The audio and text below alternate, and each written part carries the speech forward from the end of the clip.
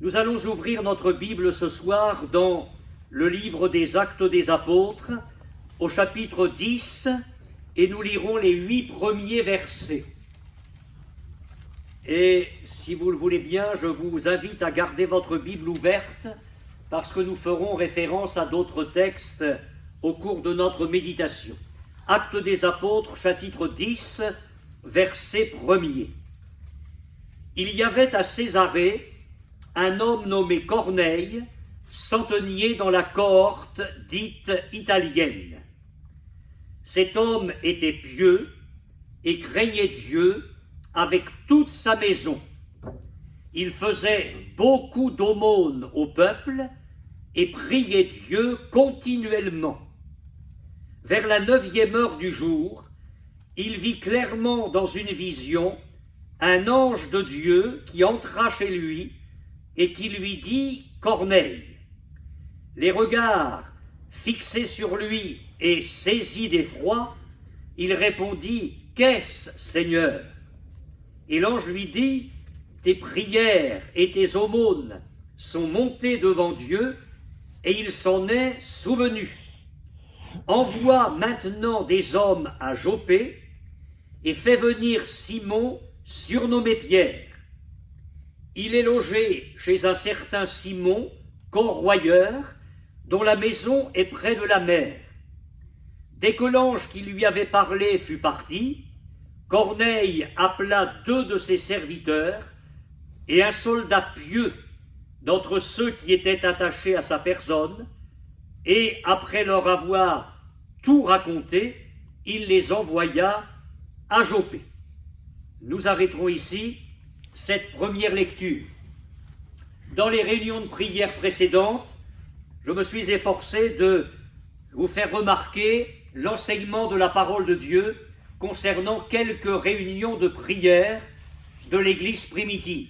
Nous avons parlé de ces 10 jours qui ont précédé le jour de Pentecôte, l'effusion du Saint-Esprit, où les chrétiens étaient rassemblés et priaient continuellement. Nous avons médité sur la seconde réunion de prière qui a eu lieu après l'interdiction d'évangéliser. Nous avions noté quelques points concernant la prière entre les deux. Et puis, avant d'arriver à la 3e réunion de prière, dont nous parlerons bientôt, je vous ai conduit vers un certain nombre de textes de l'Écriture où, entre ces 2 réunions, la seconde et la 3e, on voit l'Église primitive dans un courant continuel de prière, comme si le Saint-Esprit voulait nous montrer que tout se fait par la prière. Amen. Et que rien ne peut se faire sans un combat ardent devant le Seigneur. D'ailleurs, au chapitre 9, nous l'avons souligné la fois dernière, les chrétiens sont désignés comme ceux qui invoquent le nom du Seigneur. Alors nous arrivons à ce glorieux chapitre 10 des Actes, que j'affectionne particulièrement, parce que sans lui, on ne serait peut-être pas là. Vous allez comprendre pourquoi tout à l'heure. Il y a dans ce chapitre 10 l'expérience magnifique du centenier romain Corneille. Vous remarquez ce qu'il est dit au verset 1er, Corneille, centenier, dans la cohorte dite italienne. Comment ce Romain, gradé de l'armée romaine, en est arrivé à la foi en Dieu? La Bible ne nous dit rien à ce sujet. Au verset 2, nous découvrons que cet homme était un homme pieux, qu'il craignait Dieu avec toute sa maison, qu'il faisait beaucoup d'aumônes au peuple et qu'il priait Dieu continuellement. Alors que bien que n'ayant pas la révélation totale de Dieu, cet homme a compris le vrai sens de la piété. C'était un homme pieux et il priait Dieu continuellement. Sans le savoir, il entrait dans l'esprit de l'exhortation de l'apôtre Paul, entre autres, à l'église de Thessalonique, priez sans cesse. Alors nous allons lire maintenant, et nous garderons notre Bible ouverte, au chapitre 11, verset 13, parce que vous savez, vous qui connaissez votre Bible, que l'apôtre Pierre s'est rendu chez Corneille. Nous parlerons de cette réunion dans quelques instants. Et un peu plus tard, l'apôtre Pierre est appelé à faire un rapport de son expérience dans la maison de Corneille. Et au verset 13 du chapitre 11, il dit « Cet homme nous raconta comment il avait vu dans sa maison l'ange se présentant à lui et disant « Envoie à Joppé et fais venir Simon surnommé Pierre, notez bien ce qui vient, qui te dira des choses par lesquelles tu seras sauvé, toi et toute ta maison. » Si je lis dans ma Bible que Corneille doit entendre des choses par lesquelles il sera sauvé, c'est qu'il ne l'est pas encore. Vous êtes bien d'accord? Donc ce n'est pas la piété qui sauve, ce ne sont pas les aumônes qui sauvent, et j'ose le dire, ce n'est pas la foi qui sauve. La prière, pardon, ce n'est pas la prière qui sauve. Corneille n'est pas un homme sauvé. Et il a même la visite d'un ange. Mais il n'est pas sauvé. Alors je dis qu'au passage, on peut se servir, nous chrétiens, pour nous encourager. Mais aussi pour nous laisser avertir. Parce que il y a ici un point de réflexion important. L'exaucement de certaines prières ne sont pas toujours la preuve de l'approbation de Dieu sur une vie. Dieu a tenu compte de la vie de Corneille dans les lumières qu'il avait. Il a tenu compte de ses prières, on va le voir dans quelques secondes. Mais ce n'est pas la preuve que Dieu approuvait toute la vie de Corneille. Cet homme n'était pas encore sauvé. Et certains exaucements de prière sont la simple manifestation de la grâce et de la miséricorde de Dieu, mais rien d'autre. Et nous devons veiller, nous chrétiens, à faire ce que dit Jésus, que lui demeure en nous et que nous demeurions en lui. Que nous nous appliquions à faire la volonté de Dieu, parce que ça, c'est la base solide de l'approbation de Dieu sur une vie. On a eu l'occasion parfois de rencontrer des chrétiens dont la vie laissait à désirer, mais qui se rassuraient en disant « Mais vous savez frère, j'ai prié pour ça et Dieu m'a exaucé. » Ben oui, parce que Dieu est bon, parce que Dieu est miséricordieux, et il y a des moments où la miséricorde de Dieu nous pousse à la repentance. Mais elle n'est pas le signe de son approbation. Donc, il y a là un avertissement pour nous. Nous lisons maintenant au chapitre 10, verset 4. Les regards fixés sur lui et saisi d'effroi, il répondit « Qu'est-ce, Seigneur ?» Et l'ange lui dit « Tes prières et tes aumônes sont montées devant Dieu et il s'en est souvenu. » Lisez maintenant avec moi au verset 30. Corneille dit, c'est ce qu'il dit à Pierre quand Pierre est arrivé chez lui, « Il y a 4 jours à cette heure-ci, je priais dans ma maison à la 9e heure, et voici un homme vêtu d'un habit éclatant se présenta devant moi et dit, « Corneille, ta prière a été exaucée, et Dieu s'est souvenu de tes aumônes. » Ta prière a été exaucée. Quelle prière pouvait faire Corneille? Si vous le savez, dites-le moi, ça peut me rendre service. Je n'en sais rien. Qu'est-ce que cet homme, dans les lumières qu'il avait, pouvait demander à Dieu. Qu'est-ce que demandait Corneille?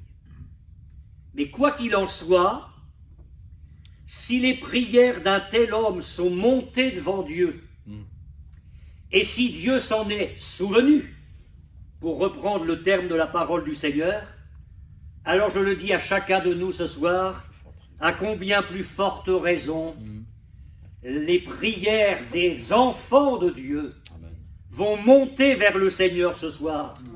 Nous sommes ses enfants, et d'autant plus que nos prières seront adressées au nom de Jésus.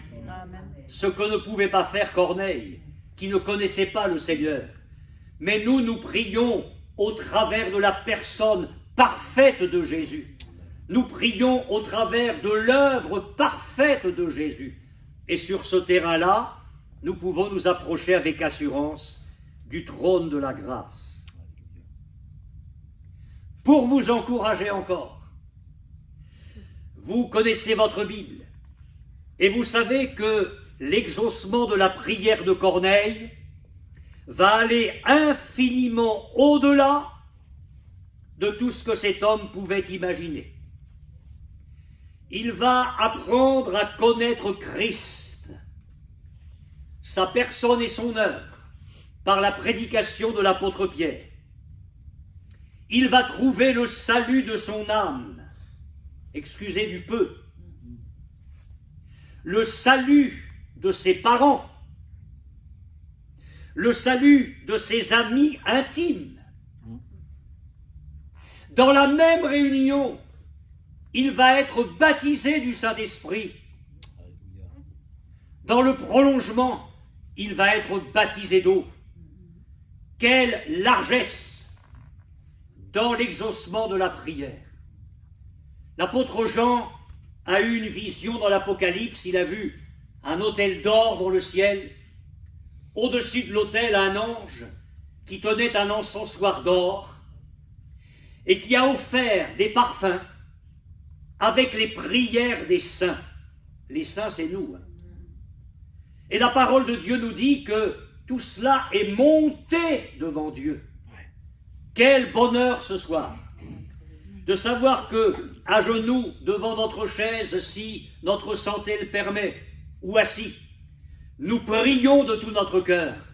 Nous devons être assurés que nos prières vont monter devant le Seigneur. Amen. Si la prière de Corneille est montée, alors à combien plus forte raison la nôtre. Dieu agit au-delà de ce que nous pouvons imaginer. Et c'est ce que l'apôtre Paul a écrit aux Éphésiens, au chapitre 3, verset 20. Par la puissance qui agit en nous, Dieu fait infiniment, notez bien, infiniment, ça c'est la dimension de Dieu. Dieu ne peut pas faire petit, excusez-le, Dieu ne peut pas faire petit, Dieu ne sait pas ce qui est médiocre. Dieu peut faire infiniment au-delà de tout ce que nous demandons ou pensons. Alors béni soit Dieu pour la prière de Corneille. Amen. Mais il y a une suite.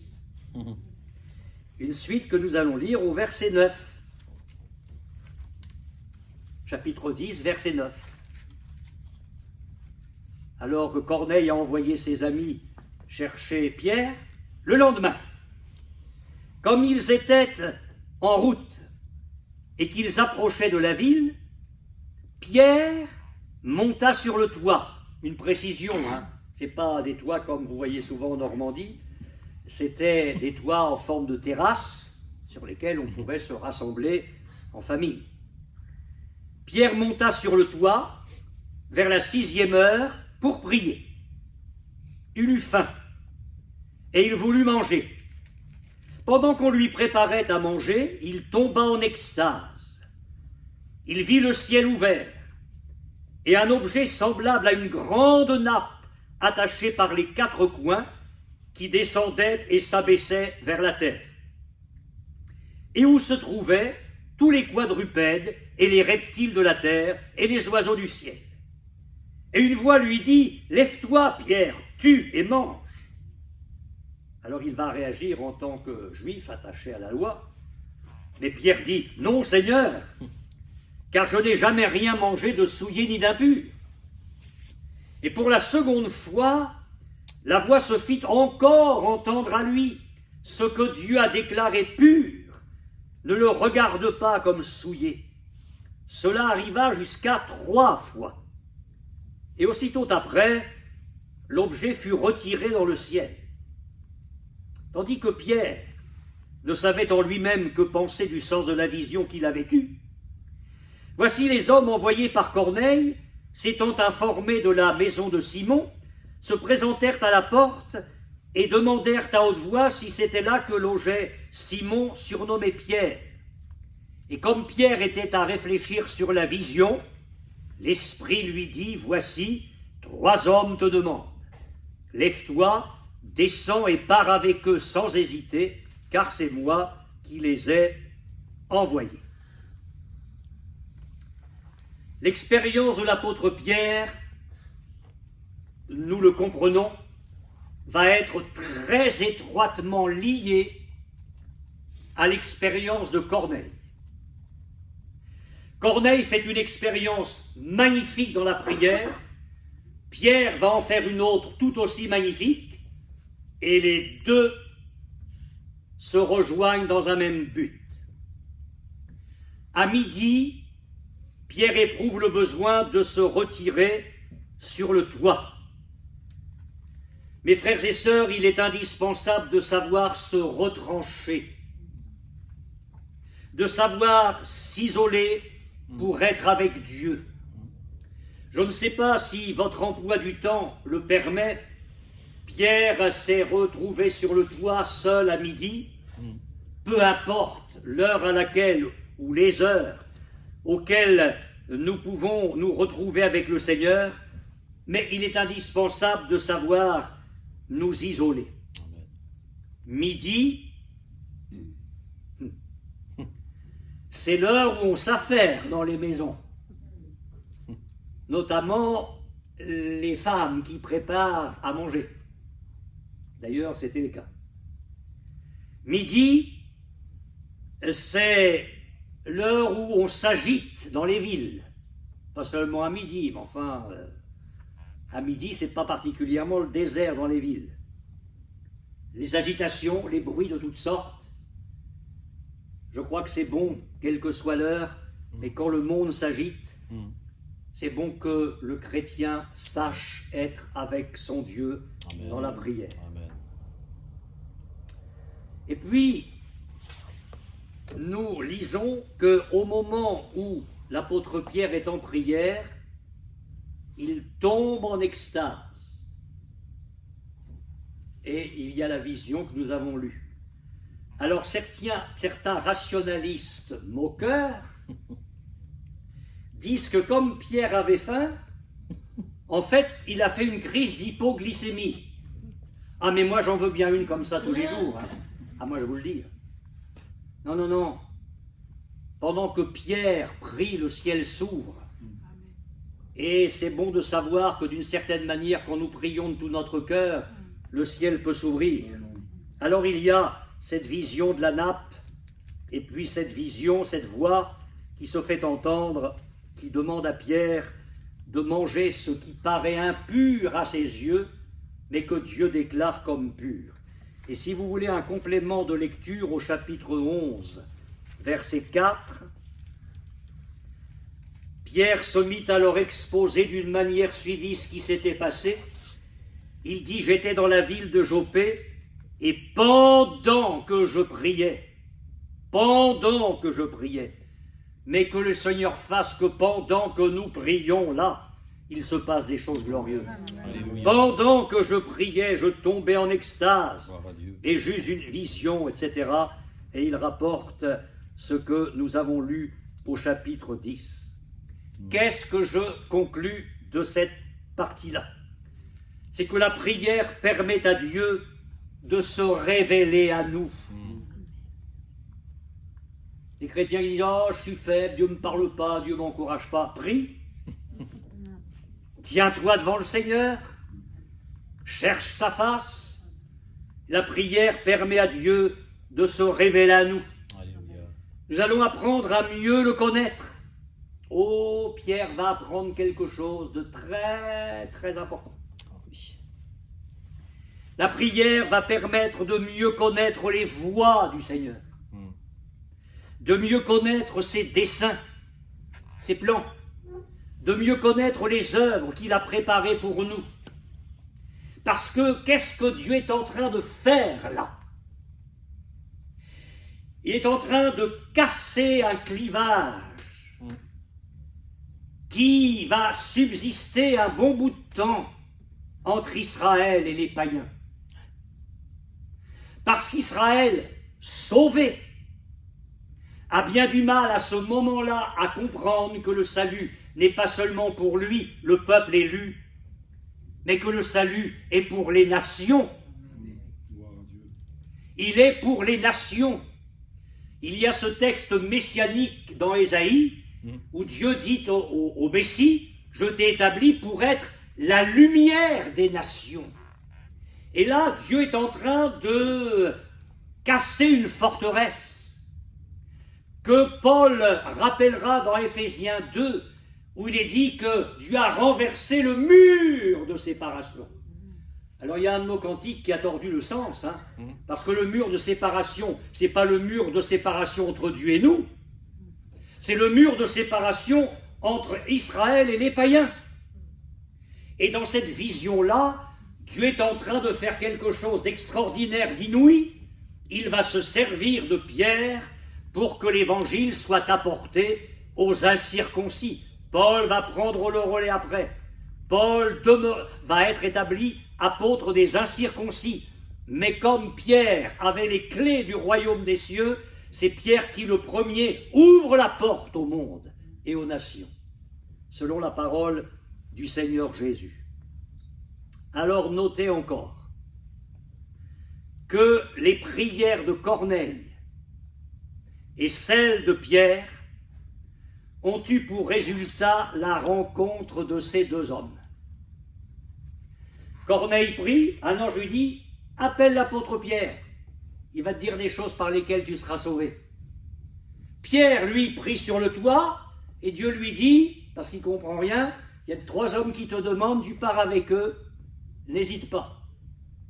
Puis là, au fur et à mesure que Pierre arrive chez Corneille, parce qu'il y va quand même à reculons, parce que, écoutez, Pierre est quand même pas très délicat, quand Corneille arrive, il a dit, il est défendu à un juif de se lier avec un païen, mais Dieu m'a appris, enfin, il pouvait le dire avec un peu plus de délicatesse quand même, c'est Pierre, quoi, c'est le bulldozer.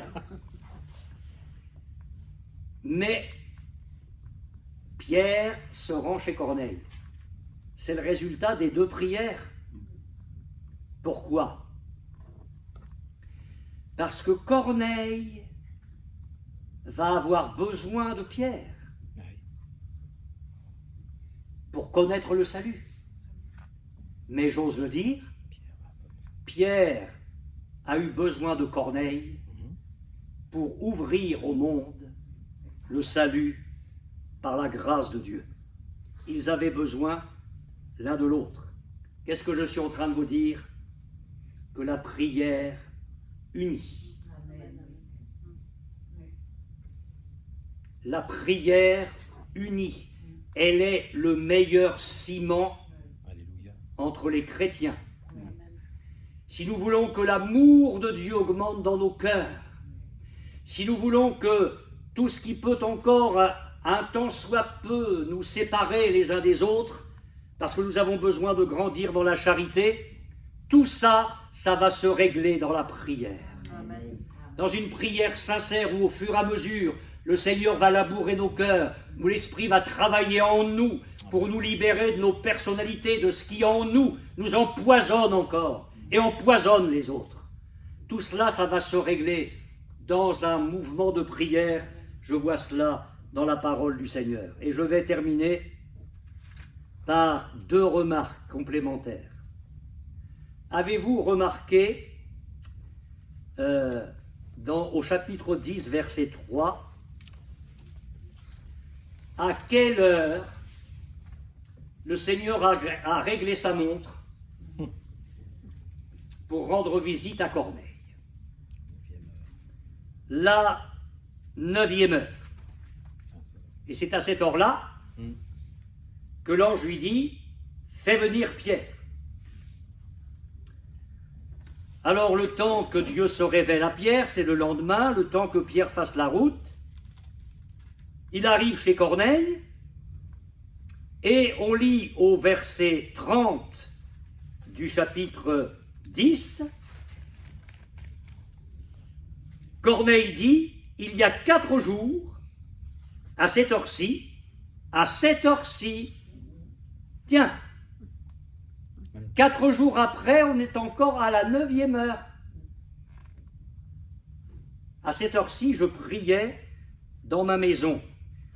Alors évidemment, c'est 4 jours plus tard, mais je remarque que l'heure de la prière, c'est l'heure de l'exaucement. Dieu soit béni pour ça. Mais il y a plus.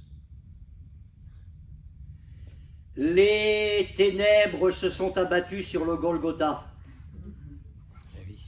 De la 6e à la 9e heure, on est à la fin. L'œuvre du salut est accomplie. À la 9e heure, il crie « Élie, Élie, lama sabachthani ». En dessous de la croix, ils n'y comprennent rien.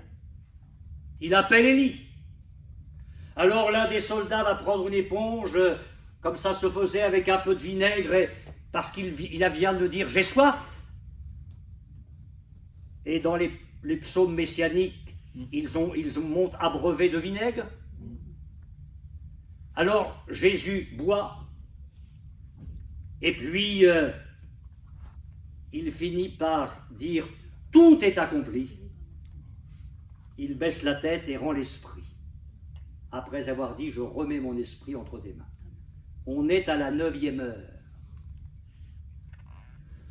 Quand Corneille a la visite de l'ange à la 9e heure, comme exaucement de sa prière, il ne sait rien de tout cela. Il ne sait pas que ça correspond à l'heure où Jésus a terminé son œuvre de salut pour nous. Mais nous le savons. Quelle est la base de nos prières ce soir?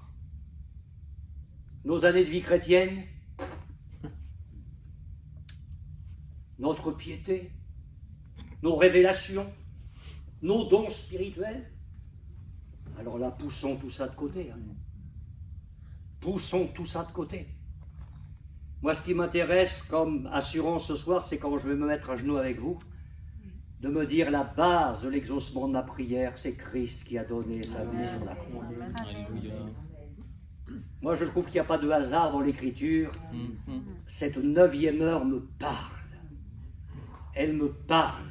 Mes frères et sœurs, nous avons tout ici ce soir pour vivre une réunion de prière bénie, pour prendre de la force et dire ce soir, j'élève ma voix et je prie de tout mon cœur. Alléluia. Amen. Je ne sais pas si vous allez le faire, mais moi je vais le faire. Amen. Amen. Gloire à Dieu.